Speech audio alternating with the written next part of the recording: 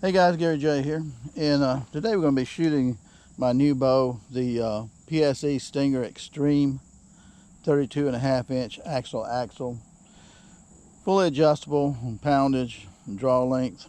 I've got a video on the opening of this bow.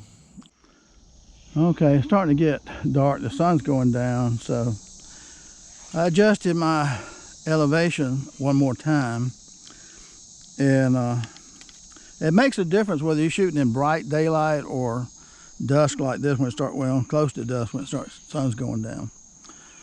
So, let's see if I aim dead center of the target this time where we hit.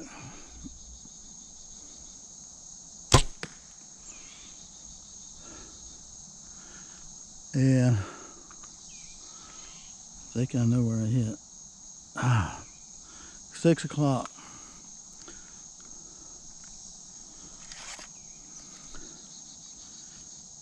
Now before, I was shooting too high. I know I didn't move it that much.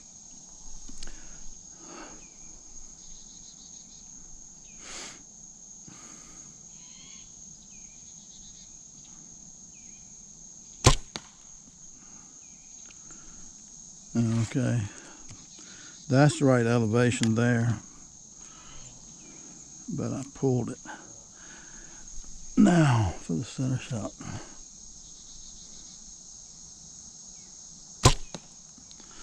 That was center.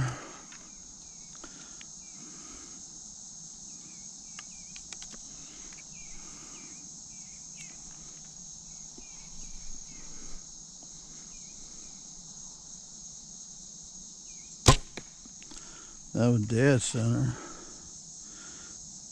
I could almost split that other arrow.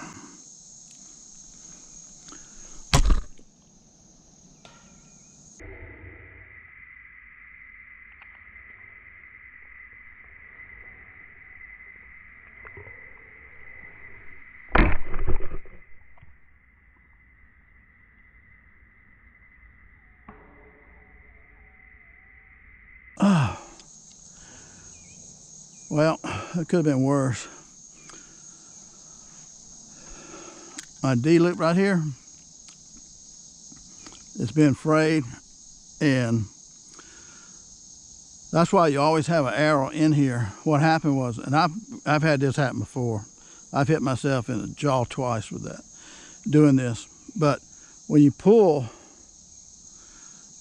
start pulling, put all that pressure on there, it pops loose. So I didn't trigger it. I know what happened. You might be able to see it frayed right there. It gets thin, and this comes loose, and I pulled it and just glazed my jaw with it, just glazed it. Last time I did this with a 50 or 60 pound bow. I forgot whether I was using a target bow or the other hunting bow I got. Anyway, I pulled the thing, and it came back. I get like full force, like 50 pounds or 60 pounds. My hand came back and hit me right in the jaw. And I thought, well, maybe I triggered it, you know, accidentally. Because you're supposed to keep your finger behind the trigger when you pull back. And then when you get ready to shoot, then you put your finger in front of the trigger. But keep it behind there. So I thought, maybe, you know, after you've been shooting a while, maybe you got sloppy and you did that. So I pulled it back again at like full force. And all of a sudden it came back, it came off again. I knew I had my finger behind it that time. My hand hit me in the jaw again at like 50 pound pull. And so you see stars a little bit. So then I said, okay. I looked at it and I could tell that's what it was. And that's what it is now, right here. I could tell it was wearing. I can tell you two things about these bows. I believe these bows are worth twice what you pay for them. If you pay $400 for it, these are really equivalent to a $1,000 bow. But the downside of these bows is, number one, they come with a cheap string. And I think anybody that knows anything about strings and cables will tell you that this is cheap. So it will stretch too. They may have a package out there, I'm not aware of one, where they have really good string on it. You know, like it's already been stretched, and you won't have a problem with your peep sight turning because the string stretches. Before I didn't have a problem, but now I do. That's one thing there that you have to keep in mind, is that the string here is cheap. It will stretch. And I noticed this D-loop looked pretty cheap too. This is really a cheap D-loop, because if I'm burning through this D-loop right here after maybe, I don't know, 350 shots or 400 shots, usually a D-loop will last you 3,000. Well, it lasts me about 3,000 shots, I think. So, and I'm using a release. So that's a cheap D-loop too, for it to go out this quick. And it's not this, because these can get sharp edges on them and they can be a problem too. So I understand that too. But I'll put another D-loop on here, and I was thinking about doing it anyway because maybe I can get my string turned the way I want it. Put another D-loop so I can see. Okay, that's my spiel right there on that. But if you buy one of these bows, I'm not saying all of them are going to be like that, but I'm just saying that I've read it several times, and I have experienced it I have experienced it this time with that bow. I love the bow. It's an awesome bow. And so I'm adjusting my sights here. So I've got my sights pretty much where I want them. My first shot was a little bit low right here, and I made an adjustment. And so I have two arrows right here. They're side by side. These two, they slapped each other. And I've got one right here, and it's at the same level across here. So I'm center target now, horizontally. I'm cutting through the center, and pretty much almost there on the vertical center. So we'll see with that. And when another thing too, if you're, you know, in the competition or something, and you're pulling your bow back,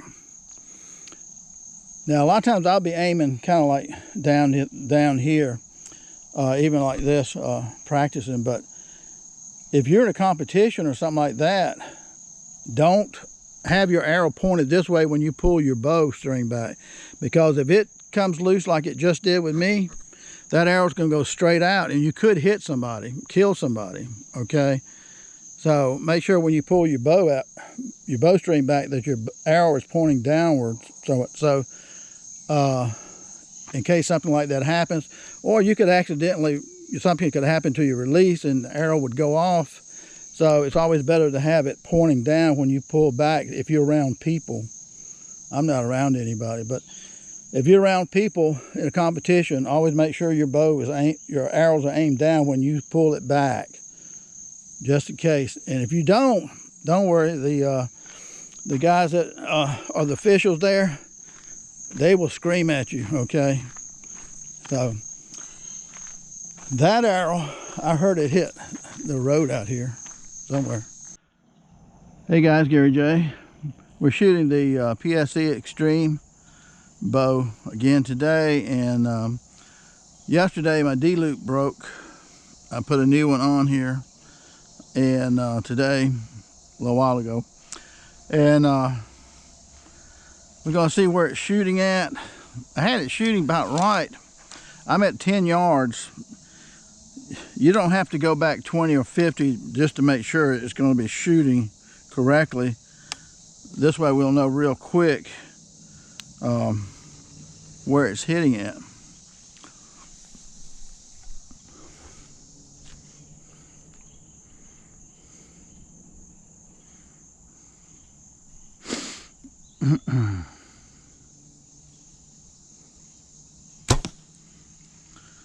Okay, well, that wasn't bad.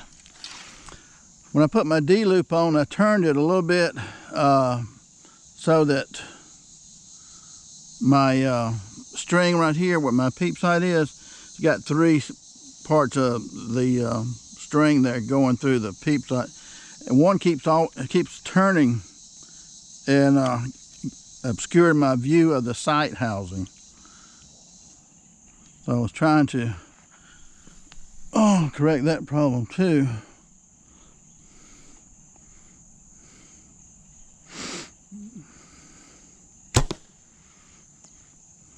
Okay.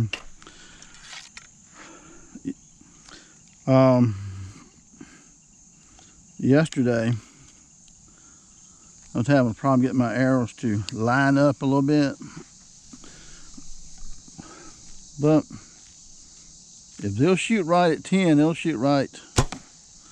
If it'll shoot right at 10, it'll shoot right at 20. So, but I think a lot of people think you got to go back 20, 30 yards to test it. You don't want to do that. You want to get 10 yards and then see where you're shooting at. You know, like when you put a new sight on a bow and a peep sight and whatever.